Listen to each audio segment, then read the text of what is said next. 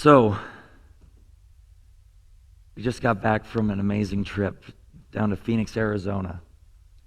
It was 111 degrees while we were down there. Walking around in that was all right, because when you got inside, it was like 65 degrees. So they balanced it out really well. So I'd go outside and sweat to death. My wife comes inside and she looks like an Eskimo. So it was an interesting time. We had a great time, but I want to invite the kids up that went, and we just want to hear from them a little bit. And Dylan, this is on? Good. So you need to come down here too. So, missing Kelsey this morning, but our group that went down, I'll have a few questions for them this morning. And so, it was an amazing trip. We had a great time. Got to bond a little bit. We got to go do crazy things and stuff. So, I know that there's a lot of things that you're thinking, like, this is my favorite thing. My favorite thing. So, like, we'll break it up a little bit. So, what was just like something fun and memorable for you while you were there? All right. And Ashley, you stood right next to me. You asked for this, right? No, I didn't ask for it. But okay. Probably one of my most memorable experiences and fun experiences was either Disneyland or the concerts that we went to, because we got to see the Newsboys and we got to see King and Country, so it was pretty fun. Nice. I love meeting all of the people. Nathan and Dylan and Jacqueline told me I had to meet 70 people each day, and I failed pretty miserably. But it was amazing getting to see and meet all the people down there. Wow, there's so much stuff that happened. We had long days, and there was a lot of good stuff that happened in those long days.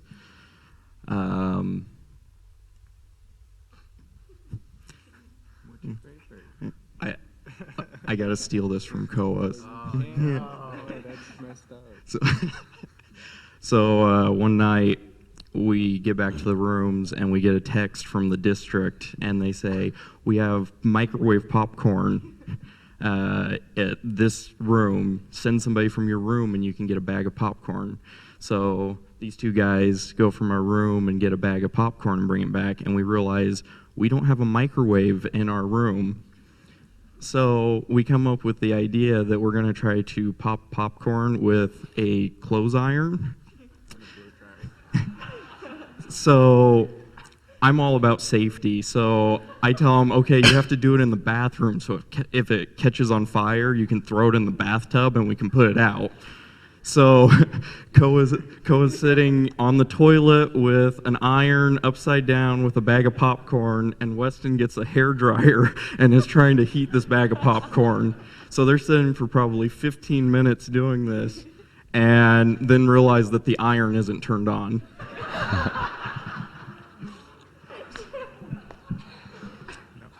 I don't know what to say. Dylan took my favorite moment, but I think my favorite moment was being able to connect with God. That was pretty cool. I thought it was a cool experience, to be honest with you, but yeah. Right. Okay, I have two. One is more serious than the other one, but they gave every participant at NYC, there were 9,000 of us there, they gave us all a bracelet that would light up, and it was all remote controlled, and so you saw some of them in the video, but with each of the songs they would light up with the colors that were up on the stage, and they would do different like patterns throughout the whole auditorium, which was so cool to have a lit up bracelet that it encouraged me to raise my hand so much more than I normally do. And I feel like all of the teens there kind of felt that same, like, oh, look at my bracelet. So everyone was raising their hands, and to see teenagers and 9,000 people worshiping together and raising your hands to Jesus, that was powerful. Actually, that was not my serious one. So my more spiritual one, I guess, I thought, was one afternoon we had some downtime, and so there were a couple of us that sat down together in one of the lobbies, and we pulled out a little devotional that they had kind of for each of the services. And we just talked about what we had heard in the services, and we shared some of our thoughts about it. And we were there for probably an hour and a half, just all sharing together. And they have such a tight schedule for us there for most of it. So to find some time just to share with our teens and to hear their hearts was such a blessing to me. I think one of my favorite moments was actually on our way home. It wasn't because it was bad, and I was just rushing to get home. One of my favorite moments was Jacqueline and I actually walked off to go get some food, and we were just kind of talking about everything. And I kind of get to be the honorary parent on the trip. So I'm always the one that's like, make good choices, and make sure you have your phone charged and stuff. And so as I'm getting ready to leave, Koa recites it word for word, like everything that I would warn him. He's like, okay, make sure that your phone is charged, because that is your tether. And if your phone's dead, then you are connected to my hip. And so basically everything, because I'm like, if a phone dies, I don't want to be looking for a kid in all of this mess. Like I want to be able to know. So when it got down to a low percentage, I was like, no, you're coming with us. Like there's no running away. So it was just, because you always wonder if you're just bugging people, and you always wonder, are they even listening to me at times? And so I figured if they listened to that part, maybe they listened to some other stuff that I had to say along the way. So that was really fun. We had a couple of service projects on there. One of them, we brought backpacks with us to donate to kids down in Phoenix. And then we also put together some boxes for hygiene boxes that they sent down to Colombia, or Cuba. It was a place they sent it to. So they sent it down. Now I got myself confused. Cuba, Colombia, what were we? To a place. Yeah.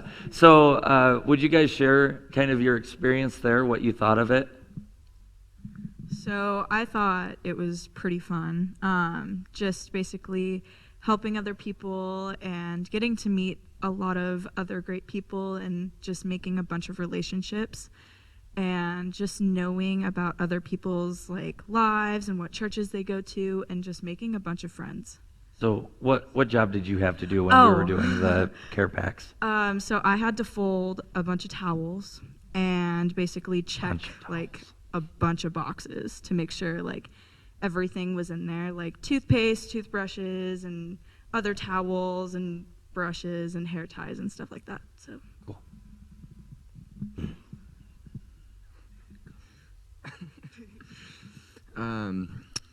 I thought it was really cool just because it didn't really even feel like we were doing work. It just was service, and it wasn't one of those things that was like, oh, dang it, we have work.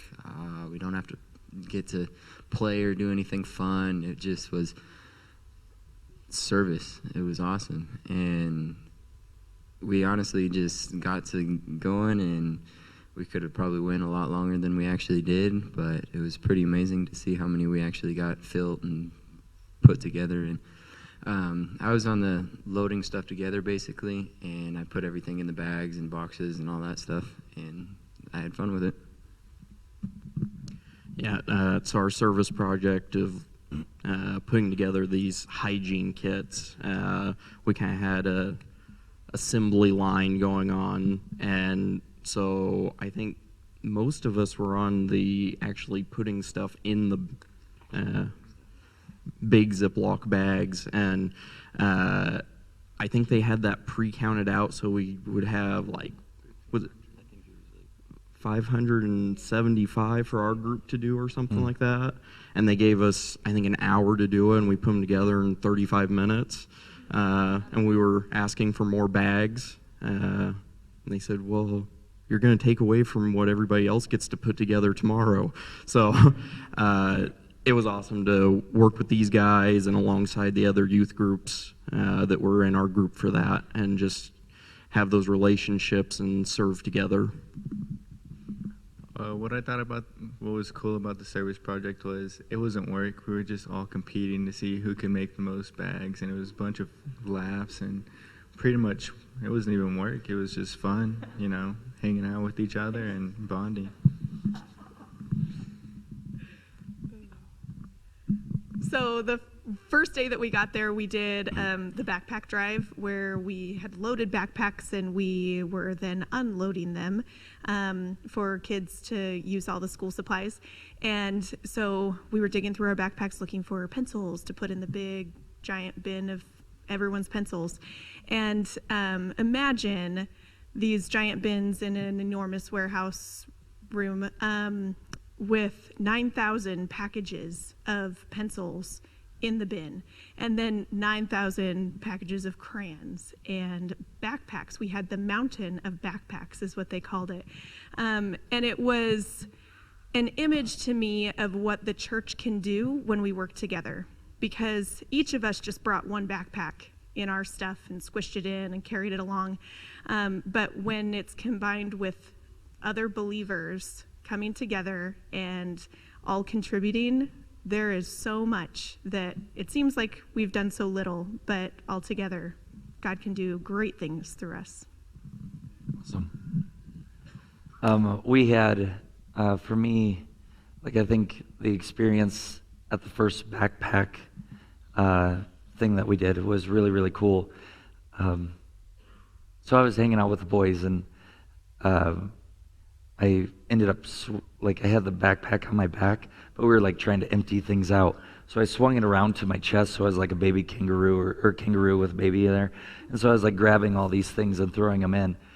And it was interesting because I was so task oriented, and I'm not that person. Like, ask anyone around here. I'm not that person usually.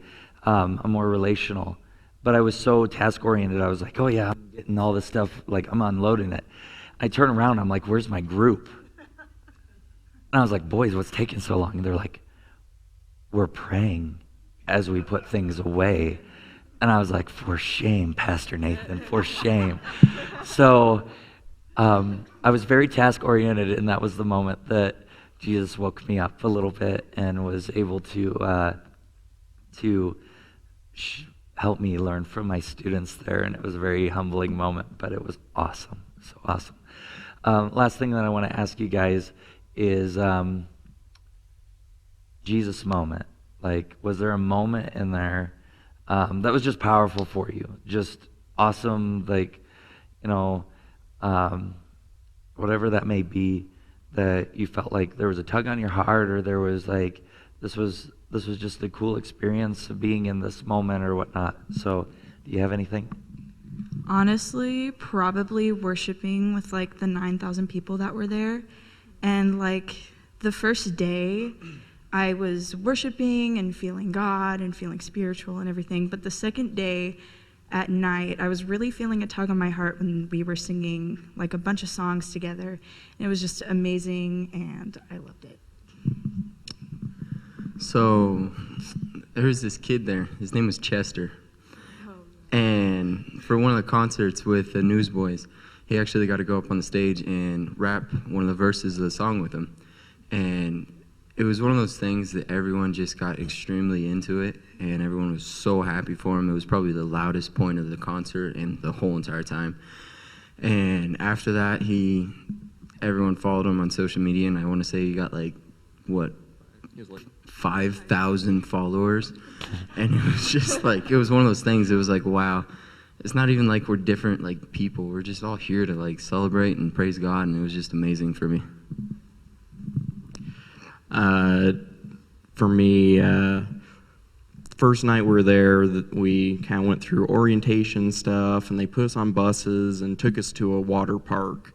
And so we go to the water park and have dinner, and NNU kind of gives their spiel over a PA system that you can't understand anything over, and they let us out into the water park, and we have fun and everything, and it was a good time. But I'm thinking, boy, we can do that in Idaho. We can go to Roaring Springs as a district and do the same exact thing, only we get to sleep in our own beds at the end of the night.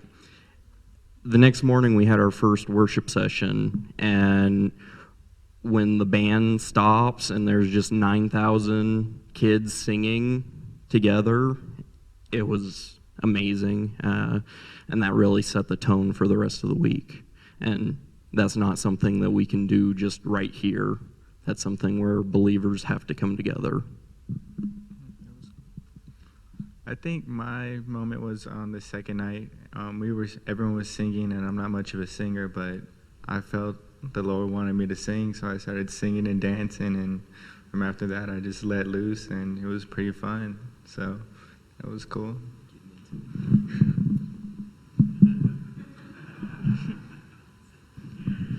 Mine was not really a moment. It was the theme of NYC. So you kind of saw there were the 3 blocks that made a heart up there. And it was so cool because the first day, the heart was upside down. It was inverted, which was really supposed to be an arrow pointing to God. So the first day, the whole theme was love God. And so we were talking about holiness and talking about what the relationship is with God. And then the second day, they inverted kind of the heart and made it facing sideways, so it was pointing to others. So it was love others, and so we talked about service and how we can love others better. And then the third day was live love, and so it was an actual heart. And we are now supposed to take that love that we have for God and for others, and we're supposed to live it out. And I loved that theme. It was the big screens were in those shapes each day, and they would change them each night. And so it was a good reminder of first God, and then I have to love others. And that turns me into a person who is then ready to live the life that God has for me. Of loving God and loving others, living it out.